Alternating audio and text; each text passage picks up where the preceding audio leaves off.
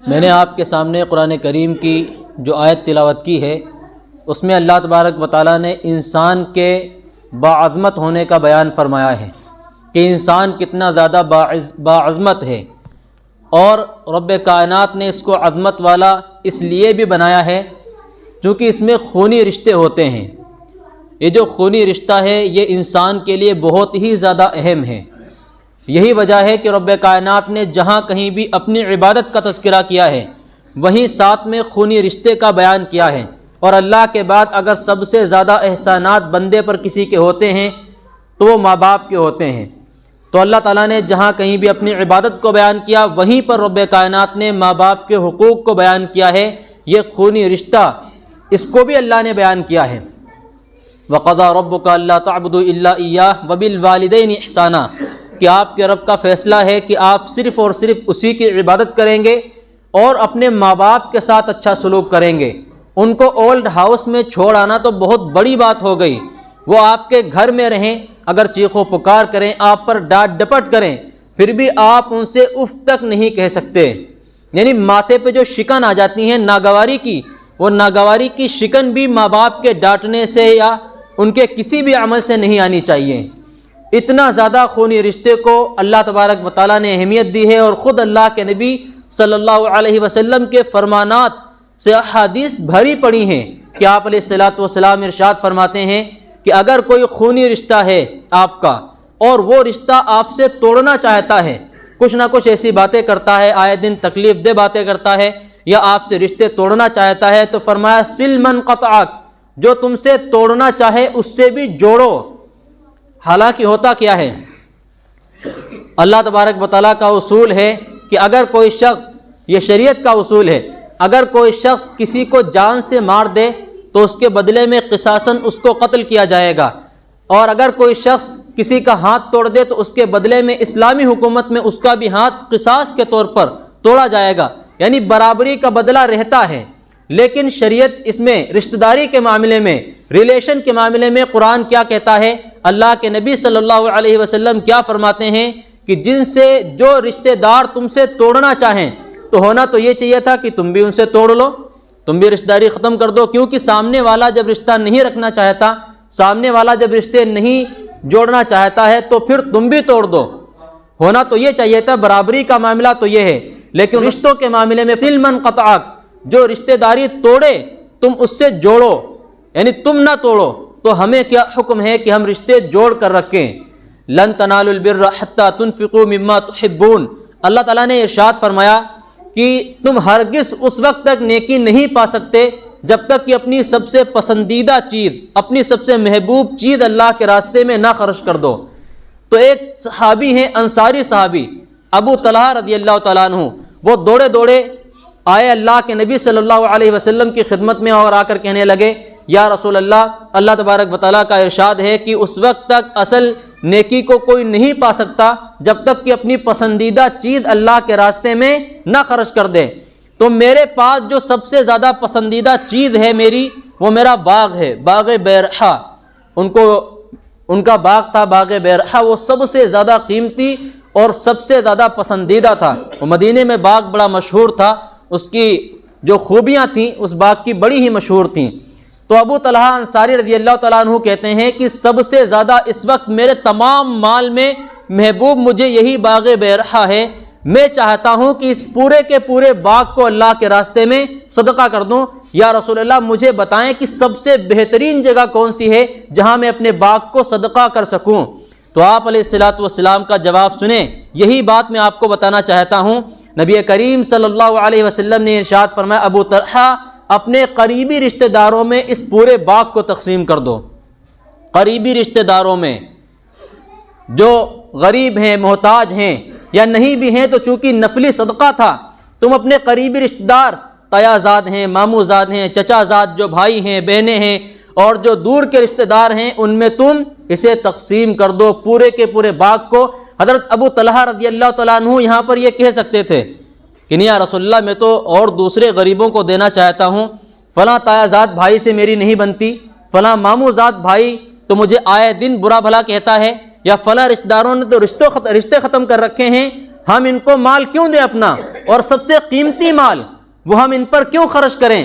انہوں نے رشتے توڑ رکھے ہیں تو ہم بھی ان پر کچھ بھی خرچ نہیں کریں گے۔ ہماری تایا ذات سے نہیں بنتی، ماموں ذات سے نہیں بنتی، پھوپھی ذات بھائی بہنوں سے نہیں بنتی، یا چچا تایا وغیرہ سے نہیں بنتی، ہم ان پر یہ مال خرچ نہیں کریں گے۔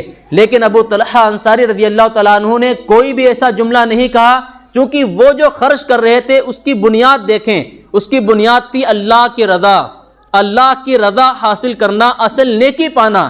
تو جب تک وہ اس پر عمل نہیں کرتے ان کو اصل نیکی مل ہی نہیں سکتی تھی۔ تو فوراً سر تسلیم خم کیا اور خوشی خوشی کہنے لگے یا رسول اللہ میں ضرور اس باغ کو اپنے رشتہ داروں پر خرچ کروں گا، اور سارا باغ اپنے قریبی رشتہ داروں پر انہوں نے خرچ کر دیا، سارا کا سارا باغ۔ اور رشتہ داروں پر خرچ کرنے سے ہوتا کیا ہے؟ ڈبل ثواب اللہ تبارک و تعالیٰ عطا کرتا ہے، دوہرا اجر۔ یعنی اور لوگوں پر خرچ کرنے کے مقابلے میں اگر آپ اپنے رشتہ داروں پر خرچ کرتے ہیں، اپنے بھائی کا ساتھ دیتے ہیں، اپنی بہن کا ساتھ دیتے ہیں، شادی ہو گئی پھر بھی آپ اس کا خیال رکھ رہے ہیں، اپنے چچا تایا کا خیال رکھتے ہیں، اپنے چچا تایا زاد جو بھائی بہن ہیں، کزن جو ہوتے ہیں، آپ ان کا خیال رکھ رہے ہیں، تو یقین جانیے آپ بہت بڑی نیکی کر رہے ہیں، بہت ہی بڑی نیکی کر رہے ہیں۔ تو وہ صحابی، ان صحابی نے سارا کا سارا وہ باغ اپنے قریبی رشتہ داروں کے اوپر خرچ کر دیا۔ اگر آج ہم بھی اصل نیکی پانا چاہتے ہیں، اگر ہمارے ذہن میں بات ہے کہ ہم اللہ کو راضی کریں، خوش کریں، اور جو اصل نیکی کی حقیقت ہے ہم وہ پا جائیں، تو آپ اپنے رشتوں کو نبھانا سیکھیں۔ جو آپ سے توڑ رہا ہے اس سے رشتے جوڑنا سیکھیں، اور جو آپ سے بھاگ رہا ہے، کوئی تعلق نہیں رکھنا چاہتا، آپ جا کر اس سے تعلق رکھیں، بنا کر رکھیں۔ یقین جانیے کہ دنیا کے اندر بھی خیر کا اللہ تبارک و تعالیٰ آپ کے لیے دروازہ کھولے گا، اور آخرت میں تو اس کا دوہرا اجر ہے ہی۔ رشتے ناطے دو اجر کیوں ملتے ہیں اس کے؟ ایک تو رشتے ناطے جوڑنے کا، اور دوسرے خرچ کرنے کا۔ یہ ڈبل ثواب اللہ تبارک و تعالیٰ عطا کرتا ہے جو رب کائنات کی رضا کے لیے اپنے قریبی رشتہ داروں پر خرچ کرتا ہے۔ آج اگر ایک فیملی میں کئی بھائی رہ رہے ہیں، اور ہر ایک بھائی کی اپنی اپنی فیملی ہے، ایک دو بھائیوں کا کام اچھا چلتا ہے، دوسرے بھائیوں کا اچھا نہیں چلتا، تو ایک بھائی کو چاہیے جس کا کام اچھا چل رہا ہے، جس کو اللہ تبارک و تعالیٰ نواز رہا ہے اپنی دولت سے اور اپنے رزق سے نواز رہا ہے، تو اس کو چاہیے کہ دوسرے بھائیوں کا بھی خیال رکھے۔ وہ دیکھے کہ دوسرے کے بچے پڑھ رہے ہیں نہیں پڑھ رہے ہیں، ایسا نہ ہو کہ میرے بچے تو پڑھ رہے ہیں لیکن ہمارا بھائی جو کمزور ہے اس کے بچے کوئی اچھی تعلیم نہیں حاصل کر پا رہے ہیں، تو اس کو چاہیے کہ ان کی تعلیم پر خرچ کرنے کا دھیان رکھے، اور ان کے معاملے میں ہاتھ نہ کھینچے، روکے نہ۔ یقین جانیے کہ اگر آج یہ اپنے بھائیوں پر اور اپنی بہنوں پر خرچ کرنے سے ہاتھ روک لیتا ہے، تو وہ مالک جس نے اس کو دیا ہے، وہ اللہ جس نے اس کو روزی دی ہے، وہ اس سے زیادہ قادر ہے اس بات پر کہ وہ اپنا ہاتھ اسے دینے سے روک لے۔ کیا وہ قادر نہیں ہے؟ آج کل ہمارے ہاں اگر خرچ کر رہے ہوتے ہیں بھائی، اور اگر ذرا سا کوئی پڑھا دے، انہیں الٹی سیدھی پٹیاں پڑھا دیں کہ کیوں خرچ کرتے ہو، اگر تم بینک بیلنس کر لیتے تو اتنا تمہارے پاس ہوتا۔ ذرا سوچو کہ 10 سال سے تم اپنے بھائیوں پر خرچ کرتے آئے ہو، اگر تم اسے رکھ رہے ہوتے، بینک میں جمع کر رہے ہوتے، تو آج 10-20 لاکھ روپئے تمہارے پاس جمع ہو جاتے۔ یہ شیطان پٹیاں پڑھاتا ہے، وہ ایک لمحے کے لیے بھی وہ اس کی بات مان لیتا ہے اور پھر اپنے بھائیوں سے ہاتھ روک لیتا ہے، لیکن ایک لمحے کے لیے بھی وہ یہ بات نہیں سوچتا کہ ہو سکتا ہے کہ اتنا میں اپنے بھائیوں پر جو کچھ خرچ کر رہا ہوں، اپنے بھتیجوں پر اور اپنی بہنوں پر جو آج خرچ کر رہا ہوں، عین ممکن ہے کہ اللہ تبارک و تعالیٰ اسی لیے مجھے کھلا رہا ہو۔ اگر میں نے اپنا ہاتھ روکا، کہیں اللہ بھی اپنا ہاتھ نہ روک لے۔ وہ تو قادر مطلق ہے، اسے کون پوچھے گا کہ اللہ تو اب کیوں نہیں دے رہا؟ تو پہلے تو بڑا دیتا تھا، میرا بڑا کاروبار چلتا تھا، لیکن ایک دم سے آسمان سے زمین پر کاروبار کیسے آ گیا؟ ٹھپ کیوں ہو گیا؟ اللہ سے سوال بھی نہیں کر سکتا وہ۔ تو رشتوں کی بہت زیادہ اہمیت ہے، اور رشتہ داروں پر خرچ کرنے سے رب کائنات بہت بڑا اجر عطا کرتا ہے۔ ابھی رمضان آنے والا ہے، یہ 2 مہینے کے بعد رمضان کے مقدس مہینے میں ہم انشاءاللہ قدم رکھیں گے۔ آپ خاص طور پر اس بات کو یاد رکھیں، بہت سے لوگ اپنی زکوٰۃ صرف اس لیے نہیں دے رہے ہوتے ہیں کہ رمضان میں ادا کریں گے 70 گنا ملے گا۔ آپ آج زکوٰۃ اگر آپ پر فرض ہو گئی ہے یا نہیں بھی فرض ہوئی ہے، اور کوئی محتاج ہے، کوئی ضرورت مند ہے، آپ کو معلوم ہے کہ اس کو ضرورت ہے، تو آپ آج خرچ کریں۔ آپ 70 گنا کے چکر میں ہیں، اللہ تبارک و تعالیٰ کئی لاکھ گنا آپ کو عطا کرے گا، آپ ضرورت پر اگر خرچ کریں گے۔ اور آپ پیشگی زکوٰۃ بھی ادا کر سکتے ہیں۔ پیشگی زکوٰۃ آپ پر فرض تو رمضان میں ہوگی، وہ ڈیٹ اور تاریخ رمضان میں آئے گی جس تاریخ میں آپ زکوٰۃ نکالتے ہیں ہر سال۔ لیکن دیکھیں کہ آج کوئی محتاج ہے، ضرورت آج کسی کو ہے، آج کسی کا علاج ہو رہا ہے، تو آپ آج پیشگی زکوٰۃ کی نیت کر لیں کہ میں اتنے ہزار روپے اس زکوٰۃ کے دے رہا ہوں جو مجھ پر رمضان میں فرض ہوگی۔ آپ پیشگی ادا کر دیں تو آپ کے ذمے سے وہ زکوٰۃ نکل جائے گی اور آپ کی زکوٰۃ ادا ہو جائے گی۔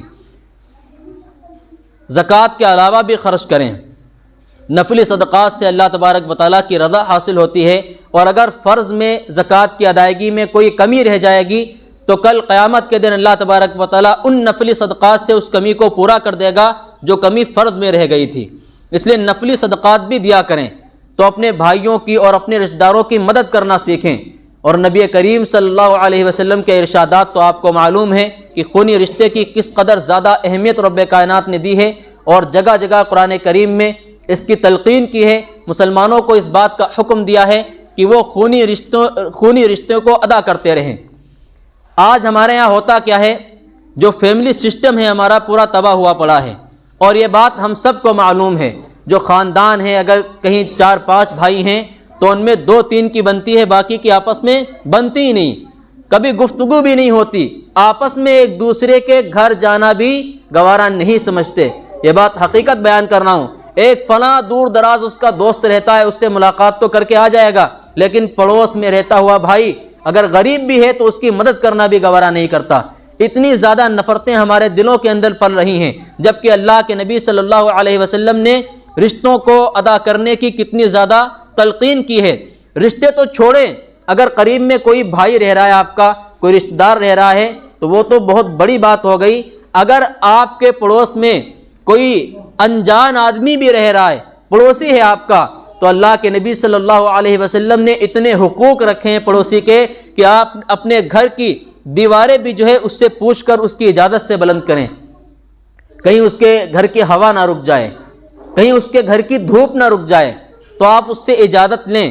اور اگر آپ گھر باہر سے کہیں سے پھل لے کر آ رہے ہیں تو آپ بڑھتی لے کر آئیں تاکہ پڑوسیوں کے یہاں بھی آپ پہنچا سکیں۔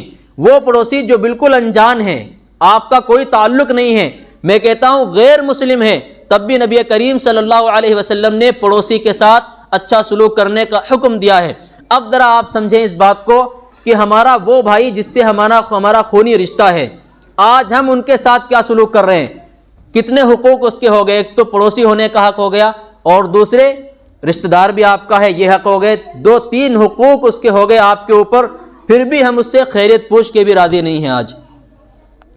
تو اس کی پکڑ ہوگی، آخرت میں نہیں ہوگی، سوال کیا جائے گا نہیں کیا جائے گا۔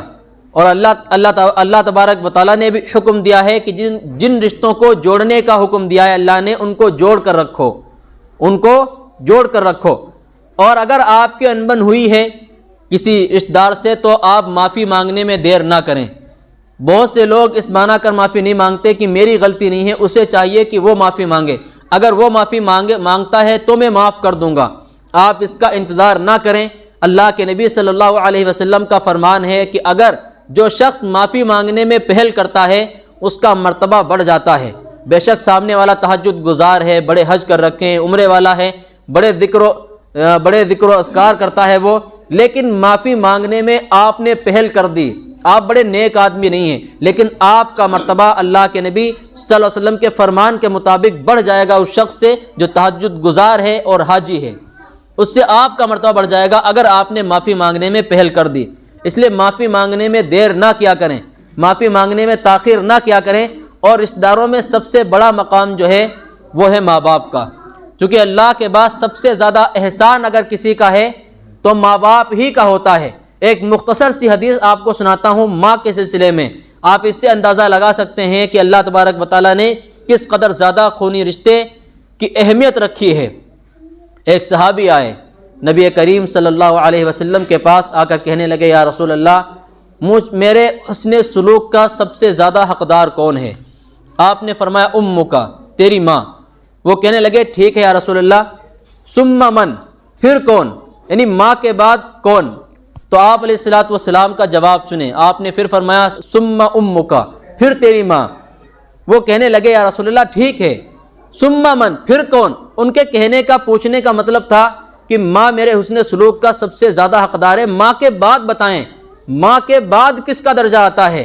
تو آپ علیہ الصلوۃ والسلام نے پہلی مرتبہ بھی ثم امک، پہلی مرتبہ بھی آپ نے فرمایا امک، پھر دوسری مرتبہ بھی جواب میں فرمایا ثم امک، پھر تیسری مرتبہ جب انہوں نے پوچھا ثم من پھر کون، پھر آپ نے فرمایا ثم امک پھر تیری ماں۔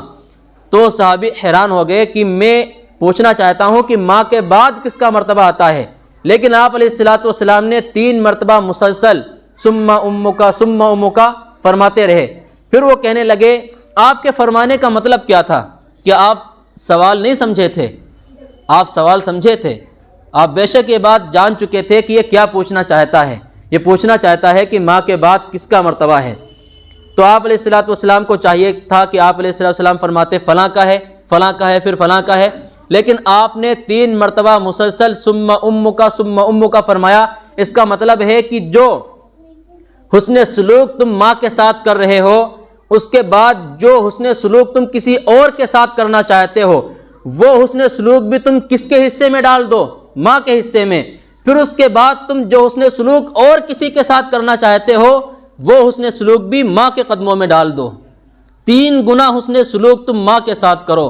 ثم من یا رسول اللہ، فرمایا ثم ابوک پھر تمہارا باپ۔ چوتھے نمبر پر یعنی ماں کے بعد سب سے بڑا مقام کس کا ہے؟ باپ کا۔ تو یہ اللہ کے نبی صلی اللہ علیہ وسلم نے رشتوں کی قدر کرنا ہمیں سکھایا ہے۔ آپ علیہ الصلوۃ والسلام نے ماں کی خدمت کیسے کرنی ہے، باپ کی خدمت کیسے کرنی ہے، دونوں چیزیں، اور رشتہ داروں کے ساتھ کیسا سلوک کرنا ہے۔ فرمایا ماں کے بعد اگر کوئی شخص خالہ کے ساتھ حسن سلوک کرتا ہے تو یہ بہت بڑے اجر کا کام ہے۔ ماں کے بعد اگر کسی کے والدہ حیات نہیں ہے دنیا میں، خالہ زندہ ہیں، تو فرمایا کہ تم وہی حسن سلوک جو ماں کے ساتھ کرتے تھے اپنی خالہ کے ساتھ کرو، اللہ وہی اجر تمہیں عطا کرے گا جو ماں کے ساتھ حسن سلوک کرنے کا اجر ملتا ہے۔ تو یہ رشتوں کی اہمیت ہے۔ اگر رشتے اتنا اہم نہ ہوتے تو خالہ سے تو آج کل جھگڑ کے بیٹھے ہوتے ہیں لوگ، خالہ کے ہاں تو آنا جانا بھی بند ہوتا ہے۔ تو اس لیے آپ یہاں بیٹھے ہوئے ہیں، مسجد میں آئے ہیں، ماشاءاللہ آپ نے رشتوں کی اہمیت بھی سمجھ لی ہے۔ اب عہد کر لیں کہ کسی بھی رشتہ دار سے ہم جھگڑا کر کے نہیں رکھیں گے۔ اگر کسی سے جھگڑا ہے تو انشاءاللہ جائیں گے اور اس سے فوراً ملاقات کریں گے۔